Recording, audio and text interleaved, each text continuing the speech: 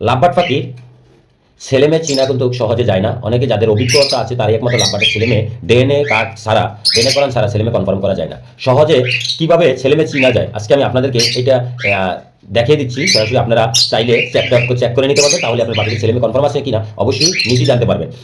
এই যে এই তলপেটের রাস্তা দিয়ে দুইটা হাড় আছে, এই হাড় দুটাকে এই হাতের আঙ্গুল দিয়া এইভাবে একটু চেক করে নেবেন। যদি হাড় দুটা ফাঁকা থাকে, মানে এরকম ফাঁকা থাকে, তাহলে বুঝে নেবেন যে এটি মেয়ে পাখি।